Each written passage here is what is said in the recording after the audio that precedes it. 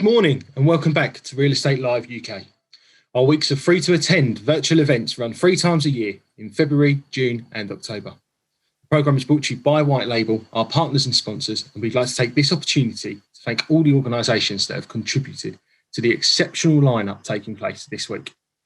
During the sessions this week, places across the UK will be showcasing investment opportunities, and industry-leading experts from the public and private sectors will be discussing new ideas and topical issues relating to property. You can view the full programme of sessions taking place on our website, www.realestatelive.co.uk. Several of our panels and presentations will be linked to our key themes for the week: driving green investment, promoting healthy places, redefining town centres, and homegrown tourism and leisure. Right now, we're about to look at promoting healthy places and ask, how can real estate create healthy places for all? But before we start, I'd just like to remind you, the audience, to please feel free to ask questions using Zoom's Q&A function. And now, I'm pleased to hand over to our chair for this session, Jo Gumb, Director of White Label. Over to you, Jo. Hello, and a warm welcome to all of our attendees this morning. Today's session is focused very much on health and well-being, which is something I think we have all realised during the pandemic is vital to our own lives and possibly to the success of our nation if we are going to continue to be productive and to be a successful country. We have an absolutely lovely range of experts here from across the spectrum to answer all your questions and to talk to us about some of the innovations and some of the nudge factors that we can do in order to improve the way in which we all live and work. Just as we kick off, I was going to say that this was a topic on my breakfast table this morning as my son went off to a geography exam.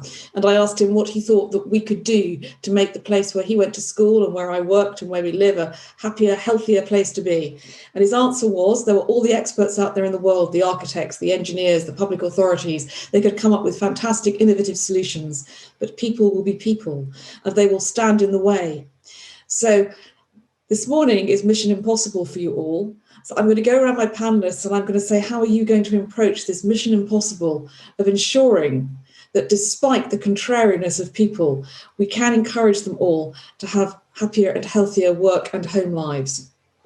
So just to kick us off, I'm going to start with Robert Hopkins, who has allegedly already done this with the spine in Liverpool. Robert, over to you. Thanks very much there, Jo. So morning, everyone. I'm Robert Hopkins from AHR Architects. And just as a little brief introduction to the spine, I've had the last 4 years an incredible journey developing this building, which is considered one of the healthiest buildings in the world. The client we developed this building for was a partnership between Liverpool City Council and the Royal College of Physicians, a 500-year-old organisation whose main kind of activity is the health and well-being of the nation. So what better a client to develop one of the healthiest buildings? And essentially all we did was we said we would embrace the ethos and the values of the college and turn it into architecture. It sounded quite simple. It got very complicated. We also set out this really simple strapline that you'd feel better when you walk out of the building than when you walk in. And so, as I said, an incredible 4-year journey to sort of understand how we could actually do that and to research how we could do that. And we use the WELL standard as a means of measuring that. We're currently scoring platinum on WELL standard. You need to get to 80 points out of 110 to get platinum. We're well over 100 points. So we set the gauntlet down that no one was allowed to drop a point at all. And what's really nice about WELL standard is it connects all the systems of the body using evidence-based medical research to the built environment. So things like air quality, we deliver the air at a higher rate than is typical for a commercial office building. That keeps the CO2 levels below 900 parts per million, 20% increase in cognitive function just from keeping that CO2 down. A MERV 12 filtration system, what is that? You might ask. Well, that takes 80% of particulate matter below the 2.5 range. They're the really nasty ones where the coronaviruses, cancers, all those sorts of things that the nostril just cannot filter. So 80% of that removed. So the air is very pure. There's loads of plants in there. We've got these vertical villages with staircases that weave their way up the building. We used a piece of research from NASA from 1989, the Clean Air Study, and used the plants that so they give off more oxygen than others from photosynthesizing. They also remove toxins from the atmosphere. And then again, influencing behaviours, things like water points, very regular so you can get access to water very, very easily. Movements, again, this line of sight that you always see a staircase before you see a lift, to encourage people, if they're able, to use a stair rather than go in the lifts. Nutrition, we were really lucky that I could control what people eat in the building, and so again, they can't have more than 300 calories on a plate. So how can you influence? Your question is, well, we made smaller plates, so we could influence every single thing in the building, which was brilliant. There's great support in there for mental health retreat spaces. There's nursing rooms, all sorts of different things that kind of really take it to the next level of health and well-being for everyone. And materials, we used natural materials absolutely everywhere. And so again, we set up this rule that said if you can touch it, it's real. So all the oak work you see in the building is solid and real. The plaster on the walls is clay. The paint that we've used neutralises formaldehyde. It's a special paint. The vinyl on some parts of the floor is made from recycled bottles. The carpet has got a special structure that pulls particulate matter into it, so you can hoover it up very, very easily. Every surface is very, very easy to wipe. You can just use soap and water in the whole of the building. So we really, really have embraced just about as much as we could to really so there's not one single thing. There's thousands and thousands of elements that have made up what we think is now one of the healthiest workplaces, and it looks nice as well. Thank you.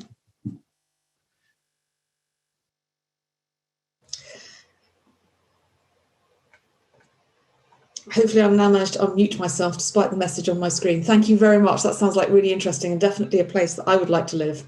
I'm going to move on now to Rachel, who's going to tell us about NHS England's Healthy New Towns programme and some of the design features that you think are needed for us to create these healthy towns for the future. And just while you're coming on, Rachel, I know you've got something to show us. I'm going to encourage all our delegates to start popping their questions in the Q&A, as we will be getting round to that shortly. So if you can start putting your questions in now, that would be lovely. Thank you very much. Over to you, Rachel. Thanks, Jo. And hopefully everyone can see the slide there. So I'm going to talk briefly about the Healthy New Towns programme, which was all about using major new developments, particularly housing developments, using that as an opportunity to improve population health. And there were two key starting points for the Healthy New Towns programme. Firstly, the burden on the NHS, and as we age, we accumulate long-term conditions, but a lot of that is preventable. So there's a huge amount of cost and resource required by the NHS to treat preventable conditions. The second starting point is about health inequalities. And that has, even before the pandemic, really been going in the wrong direction in this country, with a growing gap between the health outcomes of the richest and the poorest in society. So before the pandemic, there was a 19-year gap in healthy life expectancy in both men and women, between those living in the most deprived circumstances and those living in the most affluent circumstances. So there's a whole kind of fairness dimension there, which we were seeking to address through this programme. The Healthy New Towns programme was led by the NHS and had three main pillars. So firstly, using that opportunity of major new house building to plan and design a built environment that is much more conducive to healthy lifestyles and behaviours. Secondly, to enable strong and connected communities because of this very clear link between a person's social connections and sense of belonging in their locality and their state of health, which I think we've all become much more aware of during the pandemic. And thirdly, to integrate health and care services. So this is the direction of travel of the NHS generally, to provide much more kind of joined up, patient-friendly healthcare services. And 10 sites, 10 housing delivery sites across the country were given money to test out what they could do in their locality at the stage of delivery that they were at to achieve those three goals.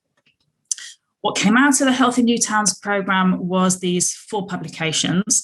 And the one that's probably of most interest to colleagues in the real estate sector on this call is the third one, Design, Deliver and Manage.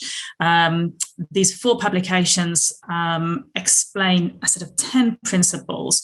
So the principles that are included in that particular publication are basically number 4, create compact neighbourhoods, inspire and enable healthy eating, and enable healthy play and leisure. And those are that's the key framework really for creating a healthy environment through the planning and design of new housing. There's much more detail in those publications, so I definitely encourage people to have a look at them online.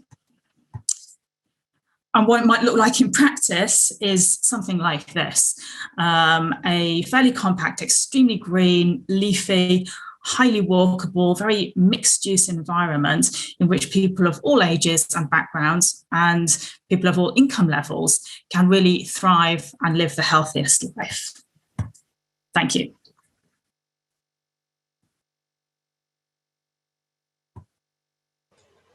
Thank you very much, Rachel.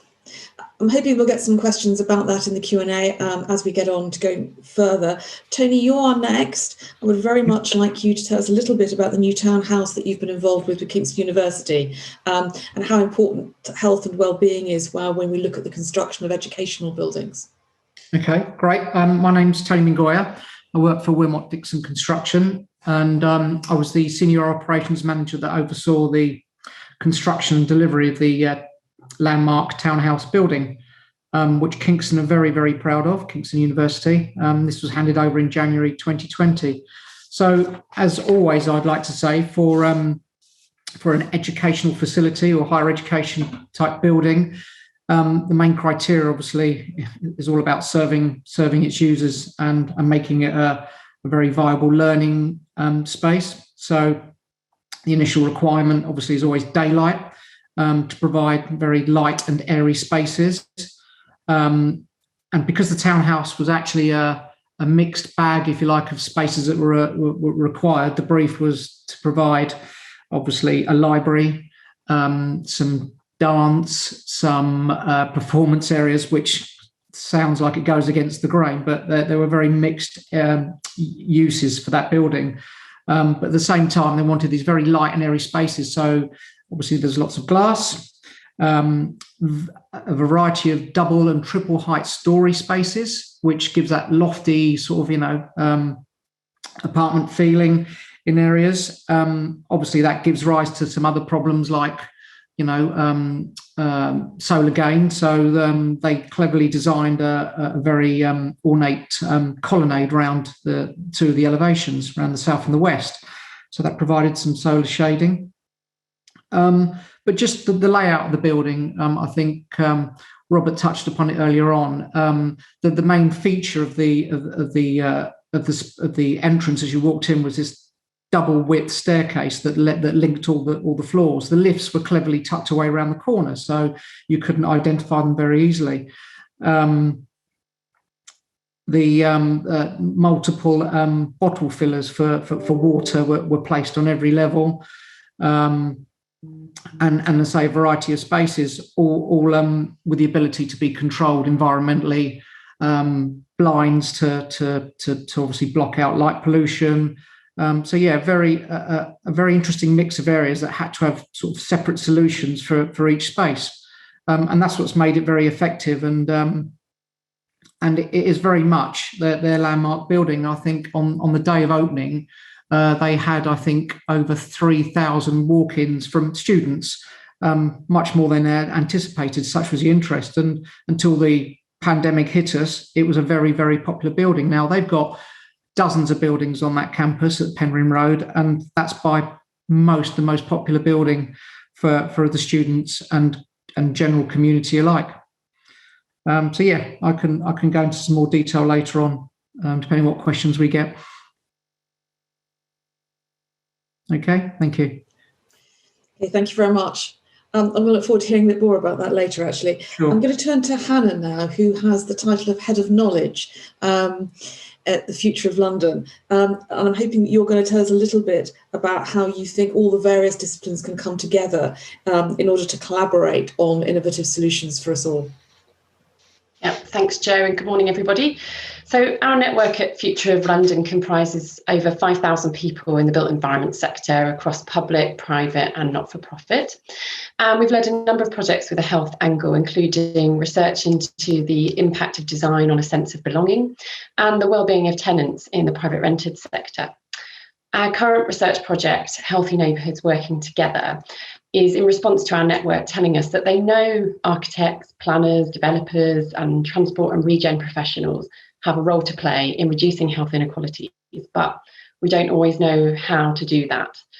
So there's been some excellent work done on what makes a healthy place, like the Healthy New Towns programme that Rachel's outlined, the Healthy Streets programme, and just through some of the design solutions that have already been kind of mentioned today. So we know the principles of placemaking for health, but our network tells us that they struggle to kind of cross the sector boundaries and work effectively with health. I think we as a sector have got lots to offer our public health colleagues. So at the planning and master planning stages, we can advise on layouts and the mix of uses to create places that make healthy choices like active travel and eating well easy. And we can design housing that's of high quality and prevents residents from damaging their health through things like damp and cramped conditions. We can provide access to funding sources that health can't, so we can make healthy developments more viable. And throughout, we can engage meaningfully with the communities that we're designing for, so that we're building the social connections that we know do so much for our wellbeing and resilience. We know there are barriers to overcome, such as siloed working and gaining a better understanding of the health sector's ways of working.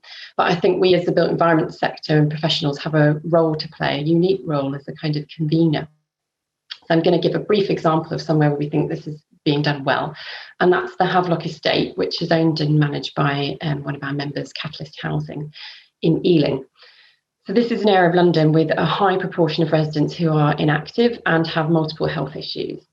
Key to the success of the redevelopment of this estate has really been the investment in community engagement and the strength of the local partnerships built. So Catalysts have paid for a community link worker who's really taken the time to understand residents' priorities and come up with initiatives or designs that respond to these. They identified that people need really hyper-local opportunities for activities that are good for their health. So Catalyst worked in partnership with the Canal and River Trust to improve the canal alongside the estate and distribute pedometers, and they created a healthy walking route with signage along the way.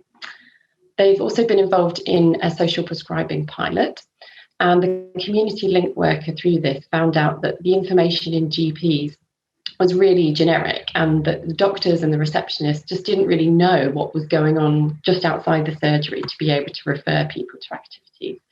So they carried out a mapping exercise with local partners and found out about all sorts of things going on, like a canoe club and affordable exercise classes. And they created a map for distribution in the doctor's surgeries, which made it really easy for GPs and kind of built that relationship and built the kind of credibility of the organisation. So the result has been high quality public spaces, local people having better access to the natural assets that are good for their health, and then becoming more invested in these green spaces, taking on responsibility for maintaining them. And really excellent partnerships have been formed, which has sort of set the scene and created the conditions for future initiatives that can help to improve the health and well-being of the community.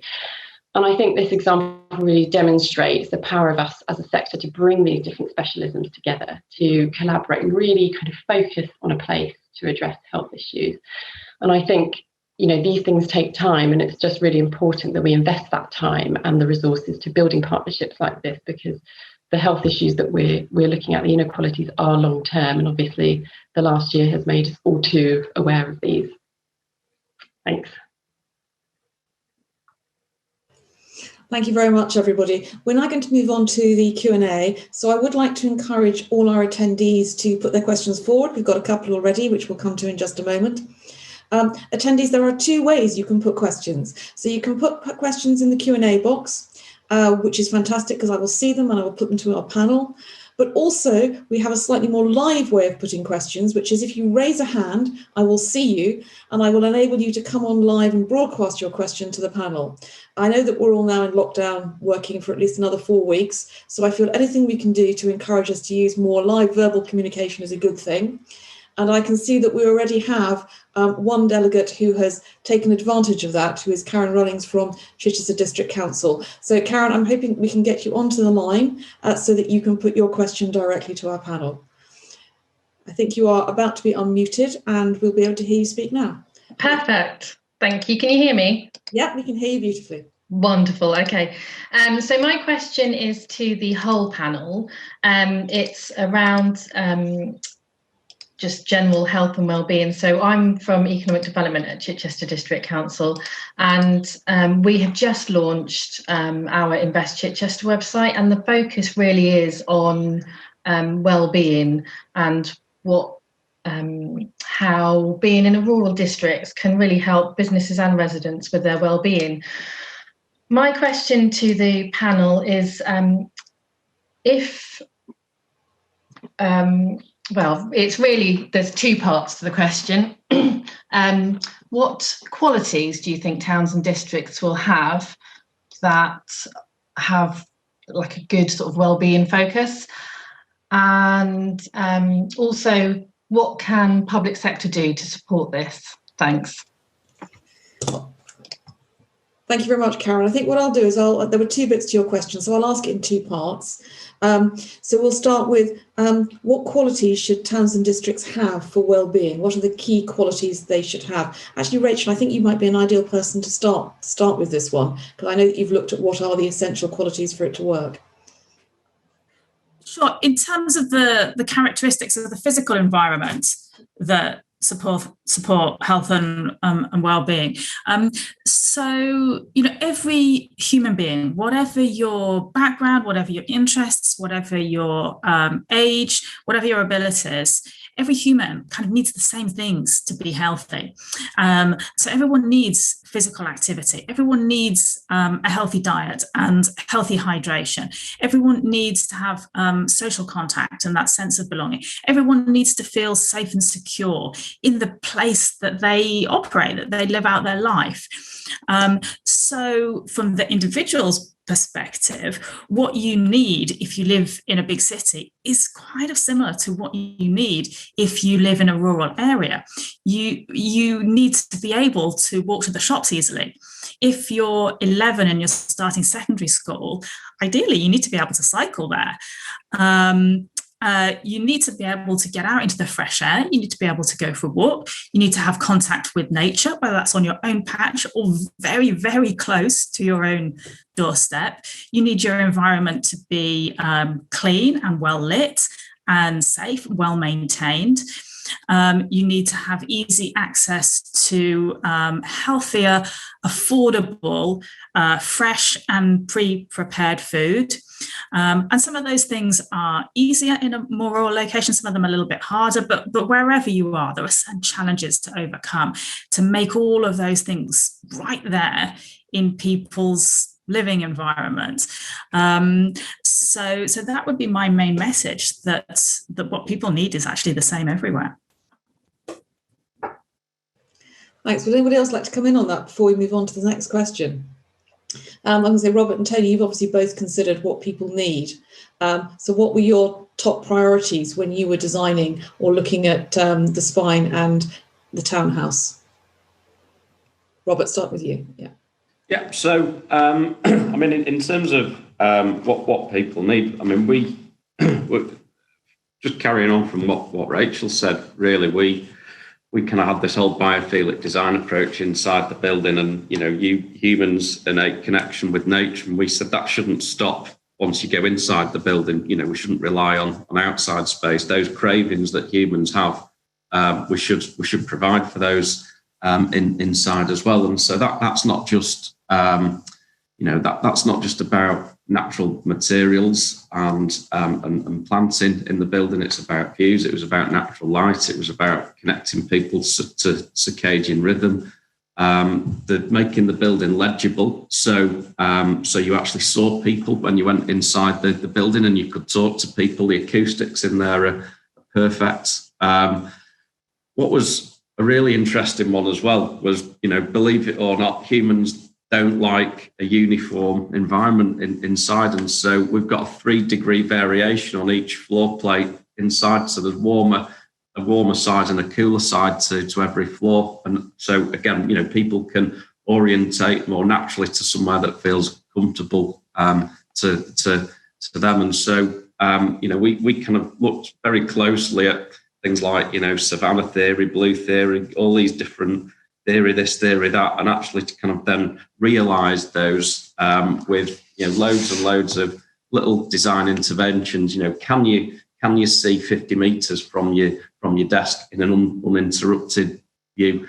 Is there somewhere that feels womb-like that you can go and feel enclosed if you want a private moment where no one can distract you? And so, and I think, all of these kind of ingredients added up to, a rounded experience of, what we felt people needed in a building. Thank you very much. That's actually quite interesting, Karen. I hope that helps, because as far as I remember, Chichester isn't uniform. It is full of character, and that and the surrounding area are particularly good at uninterrupted views. So I think that hopefully what works up the spine will also work for towns and villages as well. Tony, would you like to add anything before I go to Hannah to ask the second half of the question, which is what can the public sector do to help? I think Robert's pretty much nailed it in terms of giving the people exactly what they need and what's good for their well-being mentally and physically. Just to add, some of those themes that he mentioned very much apply to the Townhouse. Grafton architects who are internationally recognised brought a lot of those things into play. As I say, with the spaces, there are 5 floors in this building, and they serve a variety of purposes, and we've got library space, adjacent sort of dance studios. But as you go up the building, the library spaces get quieter and quieter because the building's wide enough to let people drift into the back of the building if they want that peace and quiet. So again, it's that variety again, as Robert's highlighted. So yes, totally agree with all of that. Okay, thanks very much. So the next part of Karen's question was, what can the public sector do? And I'm going to go to Hannah to start answering that. What role can the public sector play? Yeah, I think a huge role. So I think from the point of view of local authorities, there's a role to play around kind of broadening the case for health, because I think something we're hearing about, and just with some of the things been discussed this morning, so much of this stuff is complex and interrelated. It's not just going to come down to health professionals to solving these problems. We have to get everybody involved. And in a way, it's a bit like sustainability. You can't just have a section of a strategy or a department that covers that. It has to be integrated in what everybody's doing. So I think local authorities can play a huge role in kind of encouraging different departments to make this part of their objectives, helping people to see how it can help solve kind of other issues that their department is seeking to solve, but also in engaging local communities and coming up with solutions that fit for the kind of mixed and diverse people that are living in all of our neighbourhoods, and making sure that health is integrated right from the beginning. So you're sitting down looking at a strategy and making sure it's there right from the off, so that everything else that follows from that has health kind of at its heart. And I think similarly, there's a big role for kind of transport authorities to play in making sure that active travel, walking and cycling is made as easy as possible and is thought about right from the beginning, so that it just becomes way easier to walk somewhere or get on your bike rather than getting in the car. Thank you very much. Well, Karen, I hope that's answered some of your questions. It does bring us on actually quite nicely to a question that I've had in the panel, which is actually from Ian Burden, Head of Disposals for NHS England, which is, does the panel have any thoughts on how we can encourage all housing developers to provide healthy design, which probably leads into a little bit of what Karen was asking as well. And he sees the danger in the NHS obtaining a healthy design planning consent, selling the sign, and the developer changing the consent. So So there's two questions there. What can be done, I guess, by the public sector to stop that happening? And also, how can we demonstrate that healthy design equals higher profit? Would that work in terms of a little nudge factor to keep that healthy design in? Hannah, you are nodding, so I'm going to throw this question to you first, even though I've just come off you. We'll go around and throw it to Rachel, I think. Yeah, the reason I'm nodding is because we've been talking a lot about this in our programme, and I think the need for us to just readdress, take a step back and sort of think about what we define as success. And, we're talking about really embedded health inequalities across our country and in different parts of our country. These things are not going to be solved overnight by one housing development. It's a long-term goal, and therefore we have to change the culture of thinking about sort of short-term profit. We have to be able to somehow make sure that decision-making recognises that by building things differently, designing things in a different way, we might be taking more risks. It may take longer, and it may cost more in the short term, but actually we're not going to solve these long-term issues unless we start doing that. So I think it's kind of on all of us really to start thinking about how we can incorporate different processes that allow for longer term gains rather than sort of short-term profit. Thanks very much. Before I go to Rachel, I'm just going to actually have a quick turn to Tony and Robert. So can you demonstrate that higher profit comes from healthy design in order to help people like the NHS put some of this stuff through? Who's going to start? Tony, would you like to start? I guess we're talking about sustainability as well, aren't we? Just a little bit again about the townhouse. I mean, in terms of the actual physical construction, the main structure or the majority of the building was manufactured off-site. It was a precast concrete building. A selection of beams, columns, and a big Lego set. Someone described it as one day. All made off-site, all prepared, all pre-finished, and assembled on site. So that, in terms of cost, that did help. We were on a very tight site, so it served the site very well, and we were adjacent to the existing campus building. So that worked great during that stage. Obviously, some of the other sustainable and credentials that they installed in terms of low maintenance and heating was a thermally active building system. So basically like underfloor heating, if you like, at every level, but it cools the building. They were using the massing of the concrete, obviously, to cool and heat the building. So yeah, I mean, they were quite substantial items that were ticked very early on that the university took on our advice and saved time as well, obviously, in building that structure. So yeah, that was the main thing for us on that building. Thanks very much. Robert, I'm going to go to you, partly because we've got two additional questions in the Q&A, both of which are addressed at you, which was that how much more did it cost? So how much more expensive was this development, your development, compared to a normal build in percentage terms? Because that's the real big thing that seems to be the barrier. And then I might go back and talk to Rachel and Hannah afterwards as how we can quantify cost in terms of social impact and not just terms of straight profit of money. It's everyone's favourite question. Surely it cost you the earth. And the reality was that to achieve, not just WELL Platinum, but well over 100 points in WELL. We're kind of having a little squabble between our QSs at the moment, but it was somewhere between 2 and 3%. So in real terms, I think that was it was about 300 grand extra to create the healthiest environment for people. For me, that's money well invested. What was essential though was that we talked about this from the very, very project inception, and we locked it in as we were writing the brief for the building. So, we didn't have to go out with a shopping list, just buy in bits of tack from our local hardware store to nail onto the building to make it healthy. It was all fully integrated, and that's what made it so cost effective.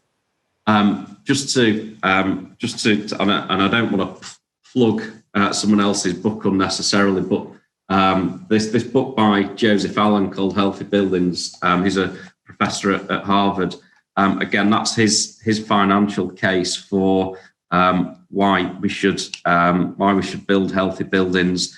And and it's pretty kind of some hard numbers for developers that essentially your rental yield is somewhere between 6 and 20% premium on creating a healthy environment than a standard environment. So again, not that the college will be particularly looking to recoup their extra 2 or 3%, but it really has kind of paid for itself already.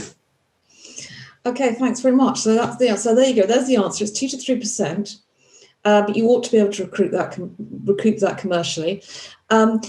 Rachel, I'm going to turn to you next. Can we justify that extra 2 to 3%? How can we justify it in terms of speaking to developers to convince them to come on board with the initiative? Yeah, it's a really key point. And I think that there is more work for us all to do, really, in terms of demonstrating the economic return on investment, both short term, in terms of the immediate return for developers who might be selling most or all of the homes they build on a site, for example. So the short-term return and the long-term returns for a locality and for the country in terms of savings to the NHS, savings to welfare, maybe savings to the criminal justice system, because all of that accumulates into something that is probably absolutely huge. So I think we all need to do kind of more of that economic modelling, probably in partnership with developers, to better understand how to deploy that investment effectively up front so that we can all reap the rewards of it, including in terms of developers' profit. And maybe one other point to add, actually, which is that there are such strong synergies between shaping the built environment to support health and shaping the built environment to tackle climate change that we might have more success in making that argument if we tackle both of those agendas together. And then that's a more compelling case, particularly if it's backed up with numbers. Well, thank you very much. Hannah, I'm going to go over to you to see if you can help us with some of this justification. And also, I'm going to follow through with you on some questions that are coming in about inclusivity and diversity, because clearly that's also part of this remit in terms of building healthy towns. It's not just healthy for those of us that can walk to the shops, but for those of us that can't. And I was hoping if you can sort of help us with some of that justification in those terms as well. Yeah, absolutely. And I think it's a really important point to raise. I mean, I think it further just highlights that the need to make decisions with a diverse range of voices involved. So, it's not just about the usual suspects or people who, are professionals sort of making these decisions. It's about finding ways to meaningfully engage with communities and make sure that you've got representation on that group of people to be able to say, actually, that doesn't work for me. One example is putting barriers outside green spaces so that you can't get kind of motorbikes coming through, which obviously seems like a no-brainer. It means that the space is safer for people, but that also makes it really difficult for wheelchair users or people with kind of adaptive cycles to get through. So, only by kind of getting a mixture of people on site or in a room together to kind of hash out those issues are you going to be able to come up with solutions that meet the needs of people who could obviously most serve to benefit from more healthy lifestyles. We've been talking to Hackney recently about their approach because they're developing a child-friendly strategy. And they've been sort of working with lots of young people and sort of groups who work with young people to come up with a strategy for sort of the future of Hackney with children at its heart. And they kind of talked to us about how actually by doing that, by designing for children, you end up with places that are really inclusive and actually meet the needs of a really broad range of people. And another thing just on the comment about access to hospitals, totally understand, not everybody is going to be able to walk a mile or 2 miles or even 500 meters. So, it's about freeing up the space so that people who can't get there, on a bike or on their feet can do, by everyone who can not doing that. But we're also hearing of NHS trusts thinking much more holistically about their sites. And one of our partners at Innovate event recently talked about a trust in North East London who've developed a loop walk kind of around their hospital site with lots of benches and, you know, spots for people to rest, so that people can do something that sort of aids their recuperation or improves their health while they're there. Thank you very much. Some more questions coming in. No, there you go. Someone's actually said, try tying up one leg, block up an eye and carry 2 shopping bags. If you can walk in a straight line through a street, you have made it. It is a challenge. I'm going to turn to Rachel here, because I think this is somewhere where if you're talking about getting input from all groups, getting input from the NHS, as well as a diverse range of people about how to make a town a better place to live, so your elderly do not end up at the top of a block of flats where the only access is the broken lift and things like that, I think is a real challenge. And I'm sure we can all think of examples of that. What can Public Health England do in that regard, in terms of collaborating and helping us find solutions to some of these challenges? I think you've said it. It is by collaborating, and for the public health system, and that's in Public Health England. We're going to be moving into the Department of Health and Social Care in the autumn. So that's for us and for our regional colleagues and for public health teams in local authorities to work together with built environment professionals in local authorities and with developers and applicant teams to thrash out these issues and to shape and manage the environment so that it is easier and more comfortable for people with all needs and all abilities to lead healthier lives. And I see there are quite a few questions in there about people with limited mobility and people with mental health conditions and experiencing loneliness and bereavement. Those are the people who have the most to gain, really, from buildings and streets and public spaces and transport systems being shaped and managed to support everyone's health.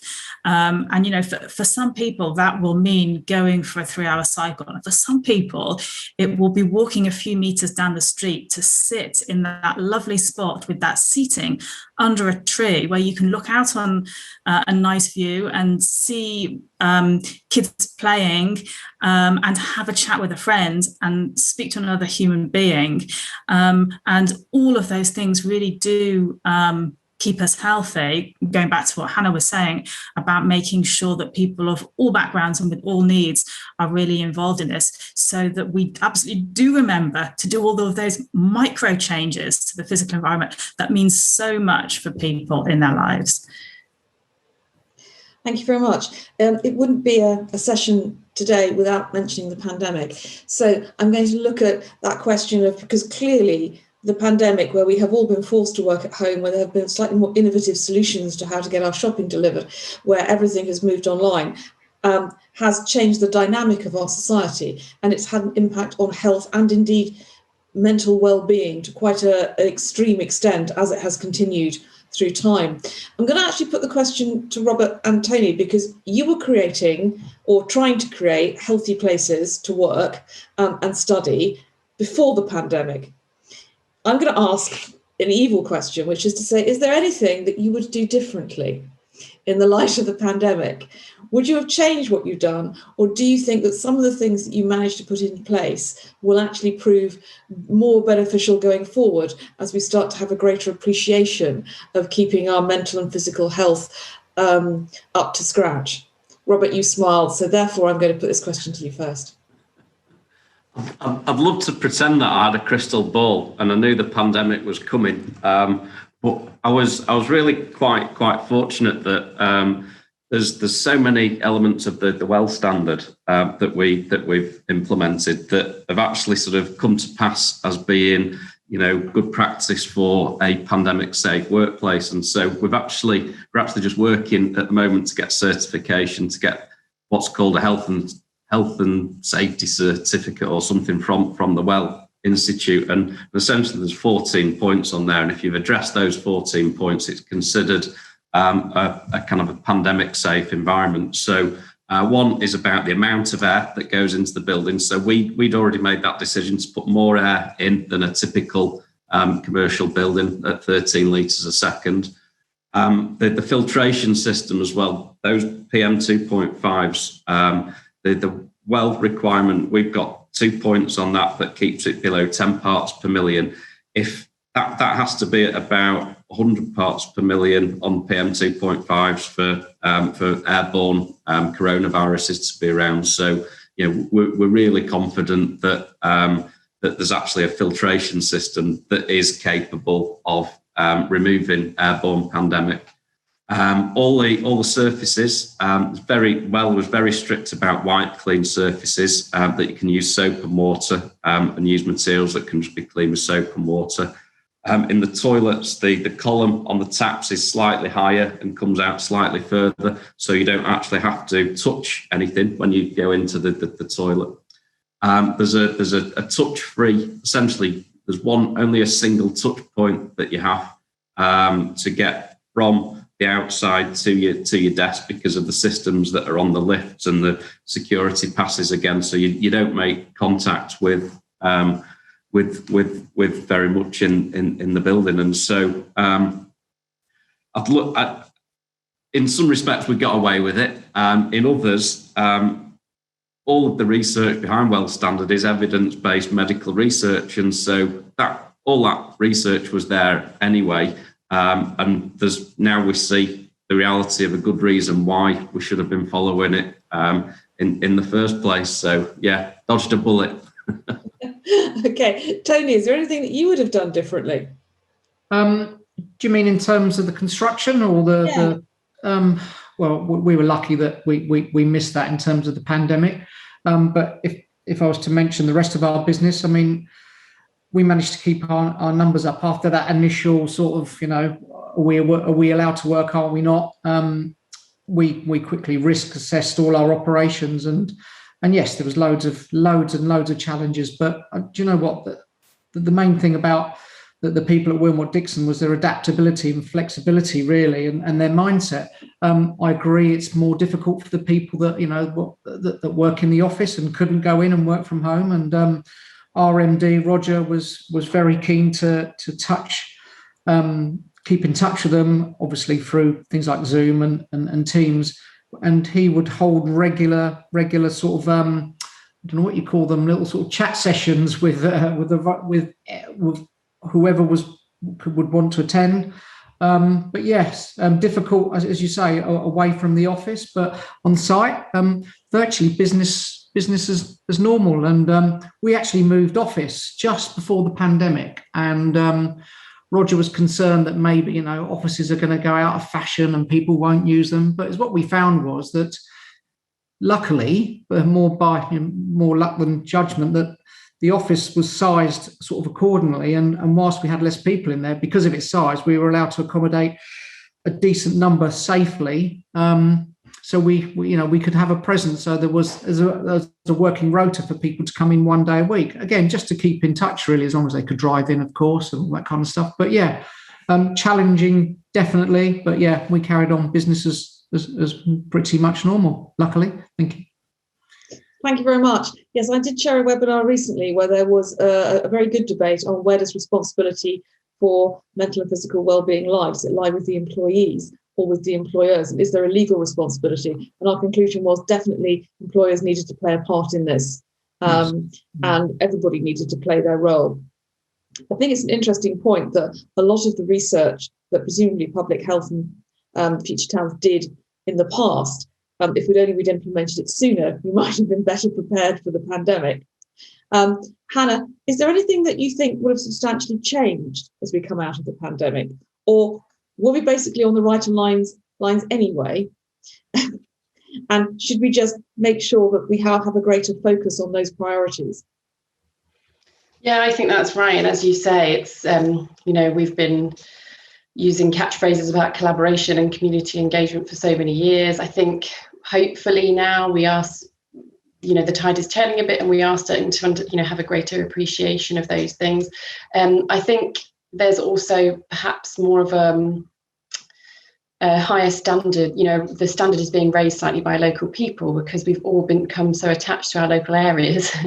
We're using our local shops more. We're sort of getting more familiar with our neighbours and local parks and green spaces. So I think perhaps there might be more demand from people locally for us to work differently and to do things. I mean, we did a project last year which focused on design and how that impacts your sense of belonging. And it wasn't meant to be pandemic focus, but then it happened and it kind of changed its focus quite a lot. And just things like design that connects people to their environment or to their neighbours. So thinking about things like if you're elderly or living on your own, you might want a flat where your kitchen looks over a communal space or where you can see neighbours passing. So even if you can't get out and about for whatever reason, you have that connection. And I think those sorts of considerations will be taken more seriously as we move forward and come out of the pandemic. Thank you very much. Rachel, do you agree with that the pandemic has simply raised awareness of things we probably should have been more aware of anyway, but fortunately there had been some preparation in place, so now we've managed to make it a priority. Hopefully it will come through. Yes, exactly. And for us, that's really about health inequalities. And as we all know, what's been highlighted during the pandemic is that people living in very challenging circumstances, such as in overcrowded housing or houses in multiple occupation, are at much higher risk of becoming ill with COVID.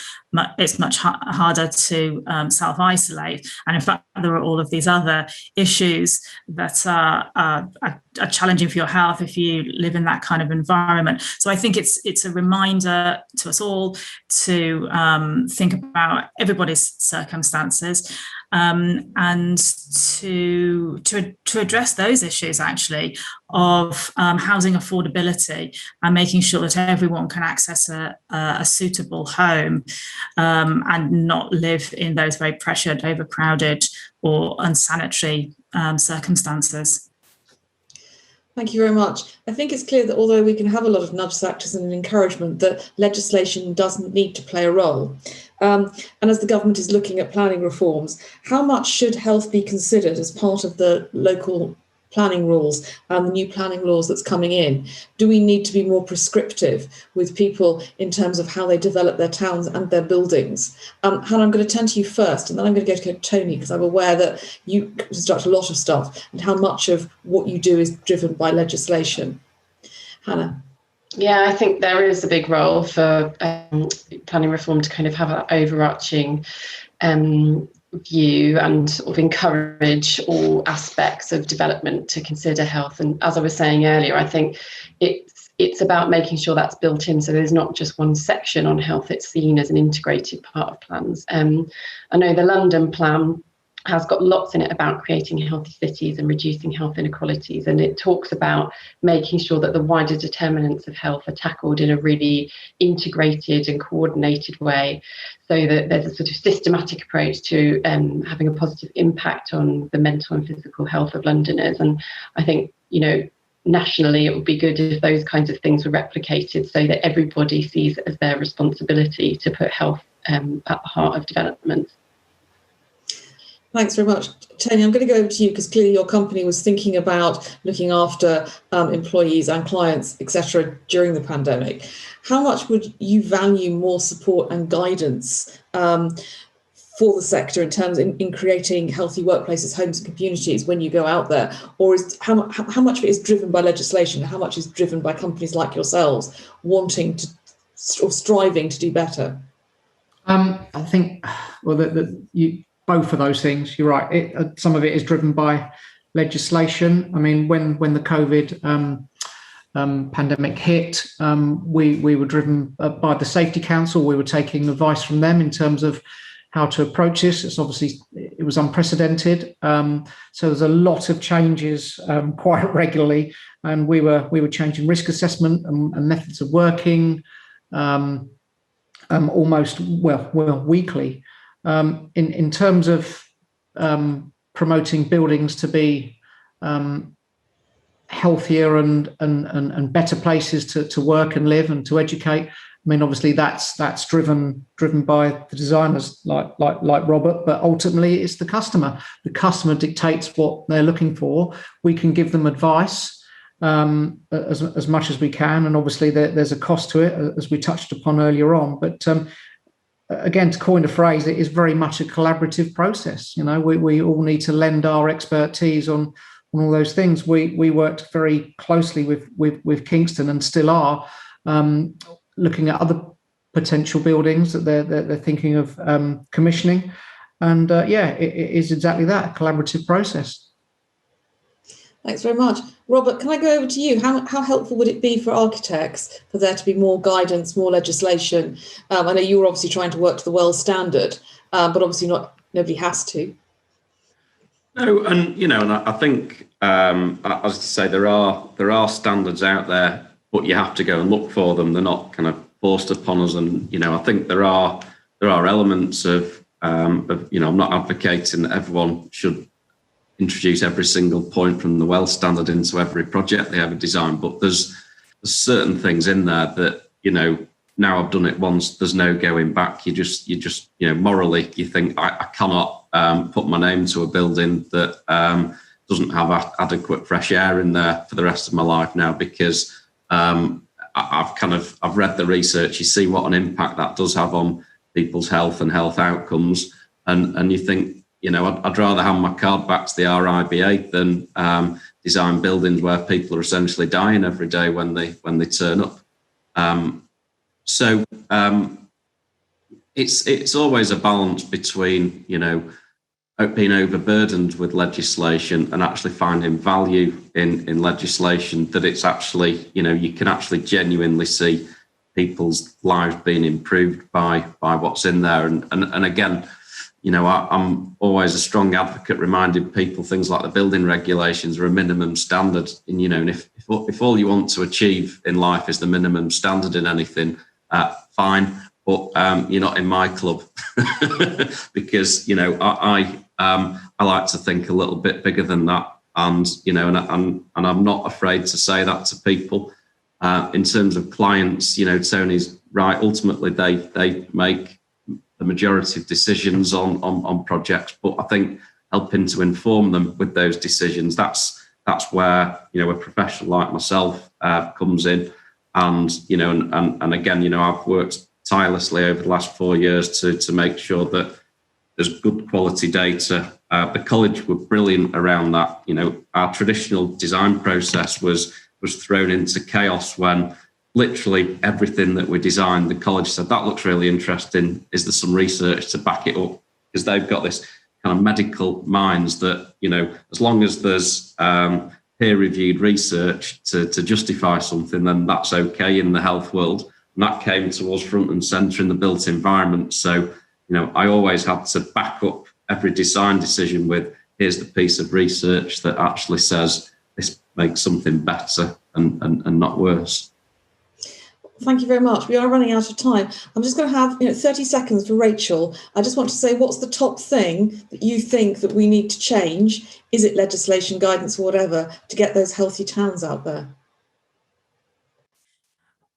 I think there are two things that we always need to work out. And one is the formal systems and processes and regulatory system. And the other is custom and practice. It's what is the norms and the conventions in any sector and in any set of professionals. So my answer is two things. Well, thank you very much for coming to the end. And I think that we have answered my cynical teenager's challenge, was that it's not possible, which is that it is possible, but we are all going to need to work together and we are going to need to collaborate. And it's going to require legislation, employers, architects, people themselves to take part. So thank you very much for answering the challenge and providing us all with an enthusiastic and much happier, healthy future. It's been great to have you all on board. I'm going to hand over to my colleague Callum now to say what's coming up going forward. Callum, over to you. Thank you, Joe, and thank you very much to our panel for a really insightful conversation this morning. Looking ahead, audience, we'll be delighted to see you tuning in some of our other sessions today. Details of what's coming up are now on your screen. We have a lunchtime talk with Angela Harrowing, Deputy Director, Property Programmes at the Cabinet Office at 1 p.m. And then at 1:30 p.m, we'll be introducing DIT's regional investment team at attracting inward investment into real estate projects across the UK, a session which is hosted in partnership with the Department for International Trade. At 2 p.m, we'll be looking at Kingston's model for future success in a session which is hosted in partnership with the Royal Borough of Kingston upon Thames, Kingston University, Kingston First and London Square.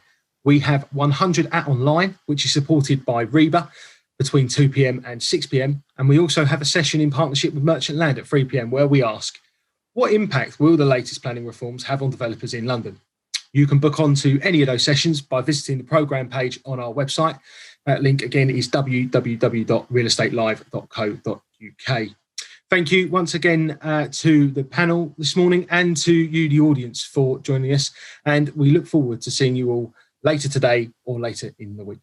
Thank you and goodbye.